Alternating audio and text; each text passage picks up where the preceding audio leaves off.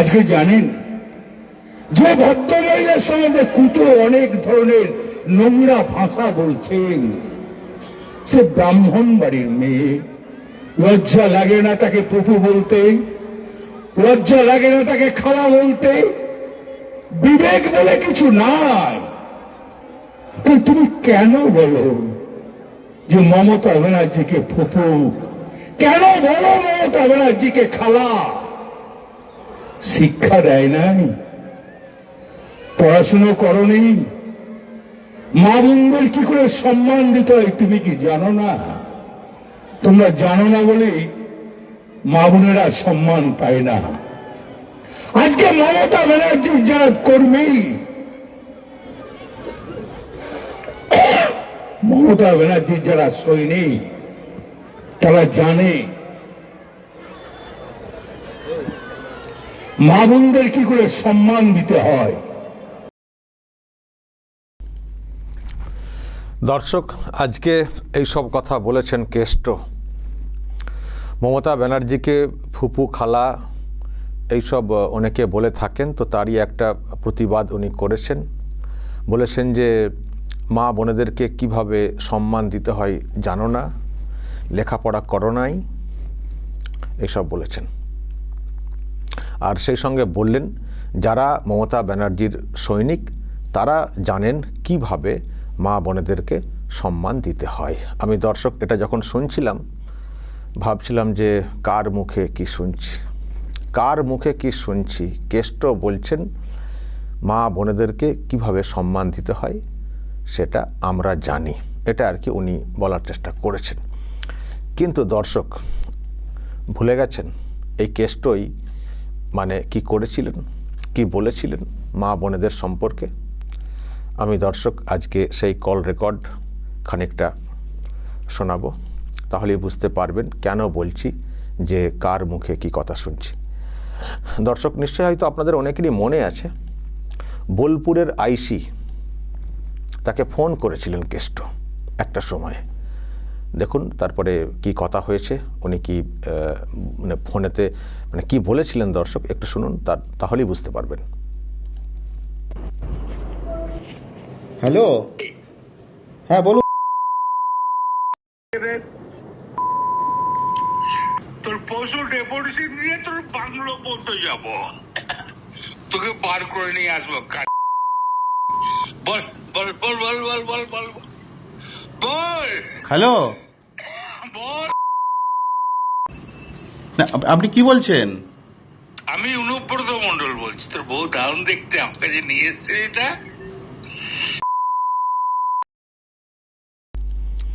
দর্শক আজকে beep beep দিয়ে শোনাচ্ছি।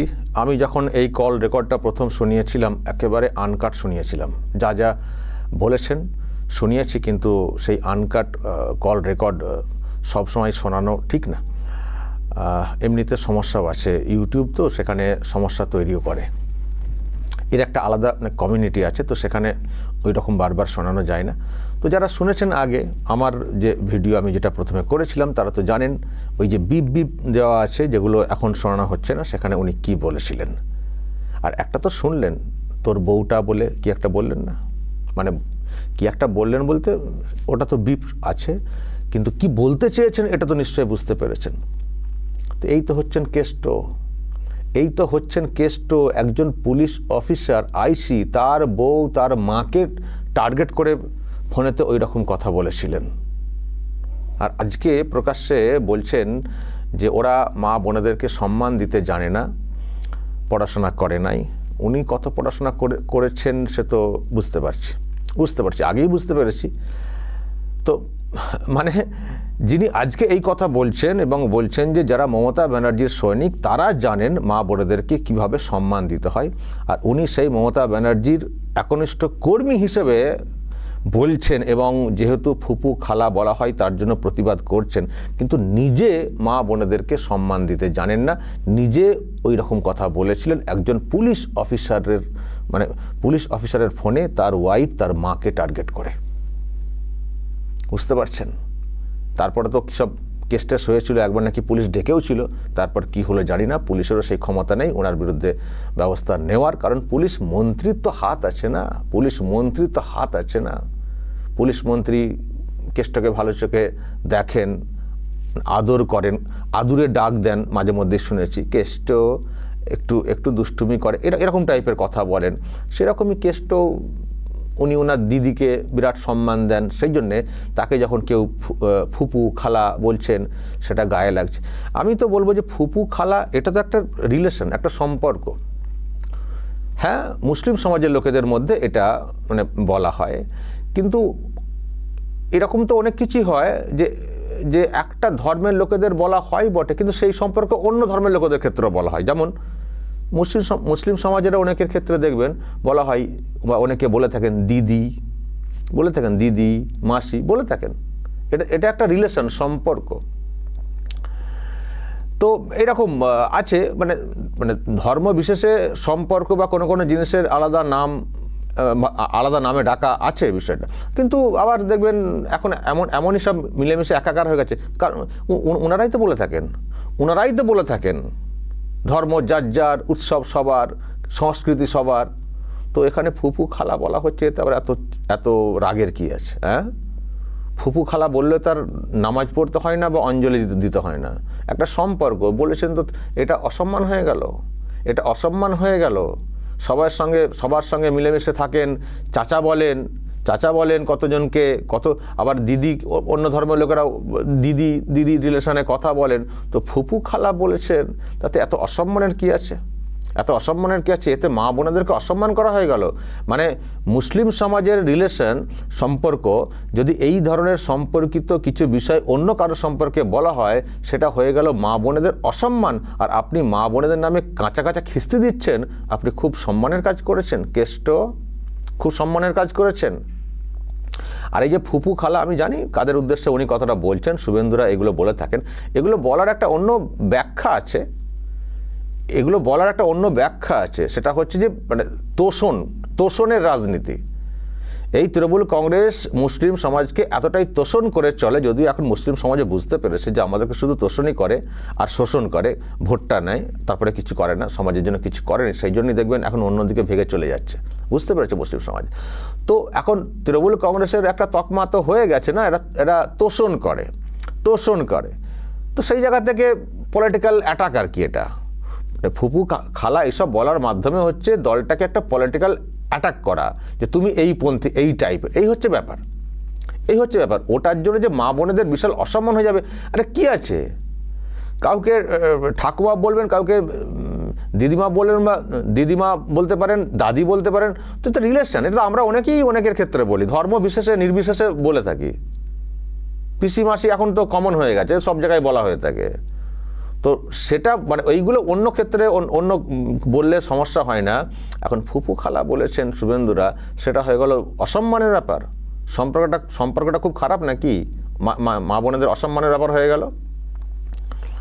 তো যাই হোক, এরা সব কিছুতেই বাঙালি অসম্মান, মান এইসব নিয়ে থাকে। আর যেগুলো করার কথা না, সেগুলো তারা নিজেরাই ফাঁক করে দিয়ে থাকে, সব কিছু করে থাকে। এরা এইসব সেন্টিমেন্ট ধরে বাঙালিকে মানে একটু খেপানোর চেষ্টা করেন, বা একটা রকম সেন্সেশন বা একটা মানে প্রচারের একটা চেষ্টা করেন, মূল বিষয়কে এড়িয়ে রেখে। এটা হচ্ছে ওনাদের কৌশল। কিন্তু নিজেরাই মানেন না, নিজেই সম্মান দিতে জানেন না, নিজেই কাঁচা খিস্তি দিয়েছেন মা বোনেদের উদ্দেশ্যে, টার্গেট করে, অফিসারকে টার্গেট করে আবার এইরকম কথা বলছেন। এই তো হচ্ছে তৃণমূল কংগ্রেস। তো যেটা বলছিলাম দর্শক, এখন ফুপু খালা এইসব কথাগুলো শুনতে খুব খারাপ লাগছে। কিন্তু ফুপু খালা সেজে ইফতারের মজলিসে বসে পড়া একেবারে হিজাব করে, বা ফুপু খালা সেজে একেবারে কোলাকুলি করা, কত রকম সব মানে দেখি আর কি মুসলিম সমাজের প্রোগ্রামে, তখন সেগুলো খারাপ লাগে না। কেউ বললে বা ওই আর কি বেশি এগুলো বললে যদি আবার ওই দিকের ভোটটা না আসে, সেই জন্য আর কি এটা ঝেড়ে ফেলার চেষ্টা আর কি। এবং সেই জন্য দেখছেন আপনারা এখন আর ফুপু খালা যাতে লোক বেশি বলেন, তো সেই জন্যে এখন তো মন্দির করার প্রচুর চেষ্টা হচ্ছে, লাগাতার মন্দির চেষ্টা হচ্ছে, সেকুলার সাজার চেষ্টা হচ্ছে, অনেক কিছু হচ্ছে, নিশ্চয়ই আপনারা দেখতে পাচ্ছেন। তো নিজেদের তকমা যেটা হয়ে গেছে সেটা তো আর মানে সহজে তো উঠবে না, না?